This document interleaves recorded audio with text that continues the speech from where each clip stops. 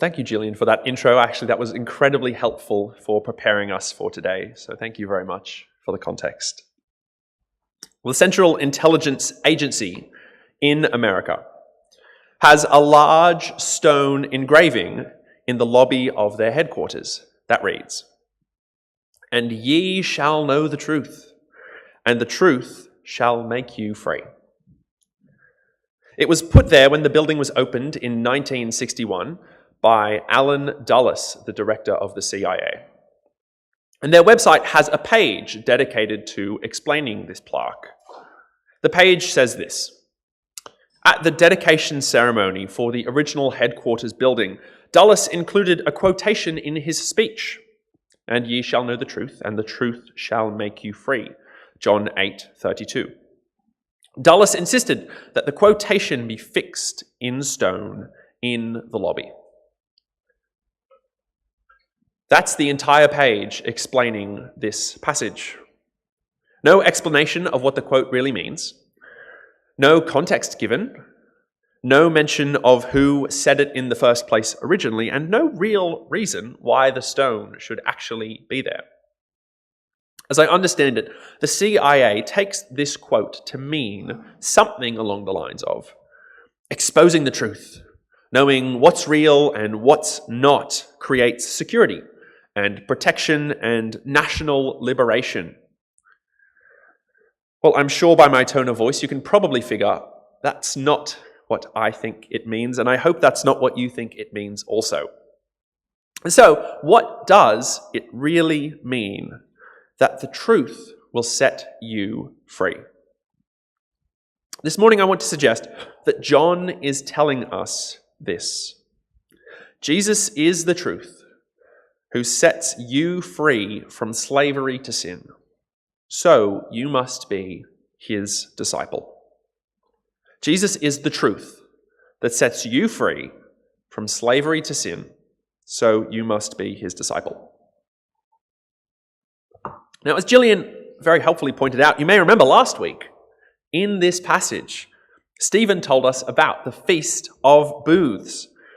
And the events of our passage take place right at the end of that festival, after their big, bright candelabras have been extinguished for the year.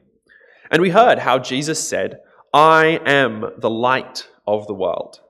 He declared himself to be the true light, the light that will give light not just to the temple and the surrounding towns, but to all, the light that will not be extinguished. What they celebrated at this festival was a remembrance of when God led the Israelites out of slavery in Egypt, through the wilderness and into the promised land. And so the Feast of Booths is about freedom from slavery. Well, just 5 days before the Feast of Booths every year is another important ceremony. It's the most holy day of the year, called the Day of Atonement. It's when the people confess their sins and the high priest offers a sacrifice for the whole nation. And so it's in this context of the Day of Atonement, about forgiveness of sins, and the Feast of Booths, about freedom from slavery, that Jesus has this remarkable and I might say very bold conversation with these Jewish people about sin and slavery. And so we pick up halfway through the conversation today, and let's start with Jesus' first key insight. We are slaves to sin. If you have your Bible open, it would be great to have a look. Come to verse 33 with me. Jesus has just said his line about the truth setting you free, and the Jews reply with this. They answered him, "We are Abraham's descendants and have never been slaves of anyone. How can you say that we shall be set free?" Hang on a moment. Aren't they right in the middle of a festival about being slaves and being set free? Surely they've figured out the significance of this, right? Well, they're not perhaps as dull or as ignorant as we first give them credit for, because they do know, and in fact, this is not the point that they're trying to defend. Ever since that day of deliverance out of Egypt, Jewish life has been fiercely and proudly about being free. They were once slaves, but no longer and never again. Leviticus chapter 25 talks about this. In it, God says, "Because the Israelites are my servants, whom I brought out of Egypt, they must not be sold as slaves." They cannot be slaves again. In fact, they will not be slaves again. Now, of course, if you know your Old Testaments or even your New Testament history, perhaps this creates a bit of a problem. Weren't the Jews enslaved again several times? Well, to put it briefly, this exile that they experienced, first and foremost, is not, at least in their minds, slavery. It is instead judgment from God. It's a judgment that we read in all of the prophets, a judgment they reflect on coming, a judgment they hope to be freed from, because they had promised it would happen on account of the rebellion of the Jews. And so they were still Abraham's descendants, still descendants of the freed people of Exodus. They were still freed by God. And so even though in the time of this passage, their land was occupied by the Roman Empire, they were waiting for the day when the kingdom would be theirs again, and God would restore it to how it was supposed to be. Perhaps you can see how this mindset is still present among some Jewish people today. And so back in our passage, they say, "We have never been slaves of anyone. How can you say that we shall be set free?" Well, perhaps, yes, they hadn't been slaves of anyone. But the Day of Atonement, the festival right before this one, makes it clear that there is something that they cannot escape. Over and over, every single year, they need to be forgiven because they are slaves to sin. A slave is bound to their master. Marcus, up here, is bound to Quintus, the slave master. He cannot leave. He cannot set himself free. He must obey what Quintus says. Marcus has been stripped of choice, of agency, and in a sense of his humanity. And we have come as a society rightfully to hate such kinds of things. Whether we can articulate it or not, we feel that there is something inside of a person that is taken from them when they become a slave. And as followers of Jesus, we can see, I hope, that what is taken from a person when they are a slave, what they are deprived of, is being recognized as made fully in the image of God. So when Jesus speaks in this passage today about sin enslaving us, he's not exactly pointing out that we sin, though that is true. But he's pointing out that there is a thing called sin, which has captured us, has deprived us of something, and we don't have the power to escape its hold on us. Sin is not just these actions that we do, or even actions we should do but don't do. Sin is a slave master, and it's such a good slave master that it has managed to convince us that we aren't even slaves. And it affects all of creation. Creation groans as it longs for liberation from this slavery. And we groan. We groan as family gets sick, or as we hurt our friends or strain relationships, as we don't do what we said we were going to do, or as we do what we promised not to. That is slavery. And I'd like to suggest that we are utterly blind to it in many ways, even as followers of Jesus. And when we realize that we are slaves, aren't we so casual, so laissez-faire about the only one who can do anything about it? What foolishness we so often fall into. Perhaps, to give some examples, you've heard that education is the way to fix our world. We just need to teach people better, and we'll all live in harmony. But when you see it as slavery, when you realize that our sin is something we cannot escape, it makes it seem foolish to think that just by teaching somebody, you can free them of slavery. Similarly, you wouldn't free a slave by encouraging them. You wouldn't say, chase your dreams, live your best life, because they can't live their best life. They can't do what they want. It would be lying, foolish and deceitful to tell a slave to do what they want. We need something beyond us to set us free. We cannot do it ourselves. That is what it means to be a slave. We must be redeemed by someone else who is able to entirely change our situation. Someone who can do what we cannot and to do it completely. And Jesus makes the claim that the truth will set you free. This is his second key insight, that the truth will set you free.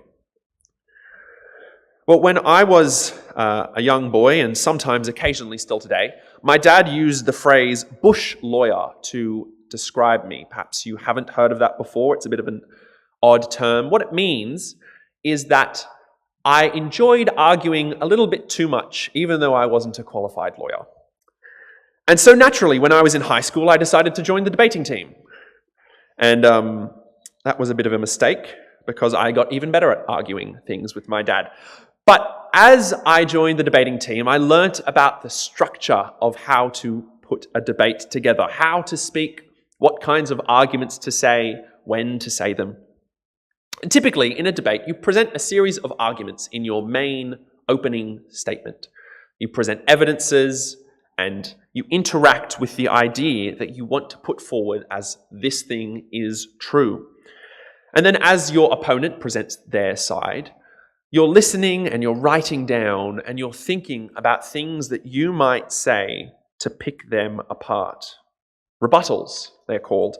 And then you go back and forth presenting some rebuttals for a time until the debate closes. And this passage today is essentially that. It's a debate.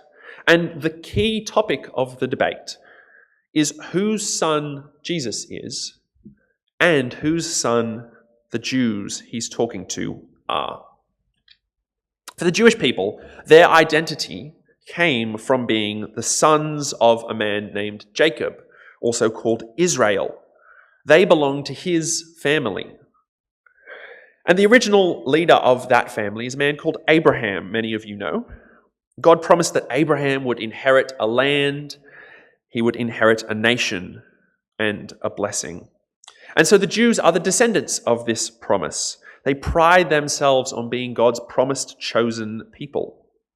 We've seen them say it in verse 33, but they repeat it again in verse 39, just to really drive their point home. They say, Abraham is our father. And Jesus has a curious response to these people who rightfully believe Abraham is their father. He says, if you were Abraham's children, then you would do what Abraham did. As it is, you are looking for a way to kill me, a man who has told you the truth that I heard from God. Abraham did not do such things. You are doing the works of your own father. So if they were Abraham's children, they would have done what he did. That's an interesting way of defining being someone's child. Jesus says that being Abraham's descendants, being a child of Abraham, is not about genetic descent. They are, yes, genetically his offspring, but so are the descendants of Ishmael. So are the descendants of Esau. What matters is not being genetic family, but being part of the promise. In his letter to the church in Rome, Paul wrote that the branches of this tree of the promise, can be broken off, and other wild branches, foreign branches, can be brought in to become part of the true family. The reason that branches are broken off or branches are brought in is trust in God. These people did not trust in him. And so, though they were part of the genetic family of Abraham, they are not really his children. In fact, they have another father. They don't just move away from Abraham's family to be orphans, but they have another father. And the Jews understand what Jesus is saying here. They understand that being part of the promise is what makes you the children. And so they reply, quite aptly, there we go, "We are not illegitimate children," they protested. "The only father we have is God himself." They are the children of the promise, they say, the true children of Abraham, and thus, truly, the children of God, part of his promise. And I think Jesus' response here is perhaps one of the strongest and certainly most divisive things that he says. He says, "You belong to your father, the devil, and you want to carry out your father's desires. He was a murderer from the beginning, not holding to the truth, for there is no truth in him. When he lies, he speaks his native language, for he is a liar and the father of lies." They are the offspring of Abraham in one sense, but truly their father is the devil, the father of lies. And because their father is the father of lies, naturally, it is only the truth that can set them free. And so the slave to sin is actually the slave to the devil. Last week, Stephen told us about how the light of the world breaks the darkness. Where there is light, the darkness scatters. Well, today, in the very same way, the truth scatters the lie. Where there is truth, there cannot be a lie. And an interesting little point I want to pick up on here is this verse says that the devil is the father of lies. In fact, it says he is the father of the lie. The father of the lie. The lie that Jesus isn't who he claims to be. That is the lie, the great lie of the universe. And so we come to the question, who does Jesus claim to be? Well, Jesus claims to be the truth. What he says in this passage is not just incredible or bold or strange because of what he says about the Jews or because of what he says about the devil, but also because of what he says about himself. Personally, as I think about this, it's a bit of a strange concept to wrestle with. Jesus doesn't just say that he defines the truth or that he knows the truth. He says he is the truth. And it's a little bit in the subtext, but we see it later in John's gospel as well when he says he is the way, the truth, and the life. Isn't that odd? We think of truth as a kind of abstract concept, something that I can be closer to or further away from, but really it's just kind of an abstract thing. But Jesus says the truth is actually a person. The truth is him. So he calls the devil the father of lies, and that lies are his native language. And what that means is the devil, in effect, is the exact opposite. He is the antithesis of God. And that makes sense. The devil opposes the truth because his native language is the lie. His lie is that we cannot trust Jesus, that Jesus is not the truth. The devil says that Jesus is not the true Son or the true God, nor is he the truth itself. But if Jesus' claims about himself are right, and I believe he shows us that they are, then he really is the Son who belongs in the house forever, the Son who can free the slaves. He is the God whom they are rejecting, and he is the very truth that sets us free from the lie. Well, where does that leave us? It leaves us with the question then, how can you be set free by Jesus? Well, it brings us back to verse 31, the beginning of our passage. To the Jews who had believed in him, Jesus said, "If you hold to my teaching, you are really my disciples. Then you will know the truth, and the truth will set you free." So far, we've seen that we are slaves to sin, that only the truth can set us free, and that Jesus is the truth. And so the conclusion then is the one that Jesus gives here. We must be his disciples. We must be his disciples. Well, disciples are a pretty commonly thrown around word in church, but what does it really mean? A disciple is somebody who attaches themselves to a teacher. Normally, these days, we have multiple teachers. In primary school, you have maybe a different teacher each year. In high school, you have a different teacher for every single subject. And in university, you have multiple teachers just for one subject. You'll have a lab tutor, maybe a class tutor, a lecturer, all kinds of different people just for one thing. And these teachers, in essence, are quite interchangeable. It doesn't really matter if one year I have Mrs. Jones as my English teacher and the next year I have Mrs. Arthur. Either way, I learn the content. But in the first century Jewish world, this is not the case. The student would attach themselves to one teacher and one teacher only. As they became the student, that would mean they follow the teacher everywhere. They live with them. They copy the way they ate, the way they dress, the way they talk. Everything about the teacher was impressed upon the student. Paul, the Apostle Paul, was the student of a man named Gamaliel. The philosopher Plato was the student of Socrates. And then Plato himself went on to become the teacher of Aristotle. A disciple is somebody who attaches themselves to one teacher only, and they attach themselves closely. The attachment is not just about learning a subject, but about learning a way of life. And so when Jesus says we must be his disciples, this is what he means. We ought to be with him. We must attach ourselves to Jesus, learn to live as he does, and become more and more like him. And I mentioned it before that we are so casual about our relationship with Jesus. Jesus calls us not to be a classroom student, but to be a disciple. So for that to happen, two things must take place.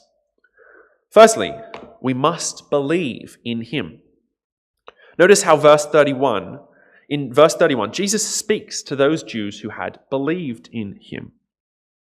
Now, belief in John's gospel, and I said this actually last time I spoke, is a fascinating concept that I would love to chat about, but this is not the time for that. So briefly, it seems here that their belief is not sincere, or at least it's not rightly placed. We see a similar example of this in John chapter 6, where some believe in Jesus, but when his teaching gets too difficult for them to accept or understand, when it offends them, they turn back and believe him no longer. There are some who believed in Jesus, but turned away because he didn't do what they thought he was going to do. The people in this passage are called believers, but they don't truly understand Jesus. It says they have no room for his word. So do they really believe? They seem to believe, at least, with some kind of other agenda. And so if our belief in Jesus is a belief in him doing something or being something that we want him to be, then ask yourself, do you really believe in Jesus? Or do you believe in yourself? Some common ones you may hear. People might say, I believe Jesus would want me to do this, or he'd want me to do that for myself. He wants me to live my best life. Or they say, I believe that Jesus will save everybody. Some people believe that Jesus is one of the many ways we can know God. Well, Jesus himself does not say this. In fact, he says the very opposite. And so if we don't listen to Jesus, to what he teaches, and obey his words, then are we really his disciples? Well, if you think that's you, if you're not sure that you really believe Jesus as he reveals himself in the Gospels, come chat to me afterwards. Or come chat to Stephen. Or come chat to both of us. Or really chat to anybody else. Because I would love for you to know and have life in Jesus' name and true freedom in him. So firstly, we must believe in Jesus. Secondly, Jesus says, we must hold to his teachings. We must hold to his teaching. That is, we must continue in him, not being like those in John chapter 6 who believed at first but then rejected him when it became too hard. We must continue to listen to him, to watch him, not for him to be our teacher for a time and then to move away and continue living as though we've learnt everything. We must always continue learning from Jesus. What marks the disciple is that they continue with their teacher. And it seems to me, as I think about myself and as I think about our world, that many of us don't really want to be his disciple. We prefer, I think, to be a bit of a distance admirer. Maybe we send him an anonymous love letter every now and then. It's a bit like looking at the sun. We don't look directly at the sun, thankfully. And when we do go outside on a bright day, we often wear sunnies to protect ourselves from seeing too much of it. But the Son of God is not like the sun in the sky. If you want to be the disciple of Jesus, you need to look at him intently, not with your metaphorical sunnies on. You need to observe his teaching, think over it, wrestle with it, remain in it. And so the question I have is, do you really believe Jesus' teaching? Or does life with Jesus sometimes seem boring or wasted or unremarkable? Do you long to turn back and live the life that others around you are living? I think this often. So I can imagine many of us do as well. Let me convince you as I convince myself. Following Jesus is the best thing you will ever do. As the prayer book says, his service is perfect freedom. Let me say it again. If you don't see that life apart from Jesus is slavery to sin, then either you haven't felt and grasped the weight of sin, or you aren't fully convinced of the totality of its slavery on you. Life in Jesus is better by far. Renew your commitment to learn from him today, not as a classroom student, but as a disciple. In Jesus, we have hope and joy and purpose. We have a future. And right now within us, we have the Holy Spirit that makes us more and more like that teacher. And what a teacher he is, who laid down his life for us, not while we were his friends, but while we were his enemies. If greater love has no man than this, to lay down his life for his friends, how great is that love of the man who laid down his life for us while we were his enemies? That is perfect freedom. That is the love that I want to grow up into, and that is the love I want you to grow up into as well. John wrote in the preface, or in the beginning of his gospel, that to all who did receive him, indeed to all who do receive him, to those who believed in his name, he gave the right to become children of God. We who were once enslaved to sin, we who were once children of the devil, can now be children of God. Jesus gives you freedom to truly live. And so why do you and I so revel in neglecting that freedom? The Central Intelligence Agency in America has a large stone engraving in the lobby of their headquarters that reads, "And ye shall know the truth, and the truth shall make you free." They do not understand what that means. But I pray today you do. And so how do you need to be shaped more by the truth that has set you free?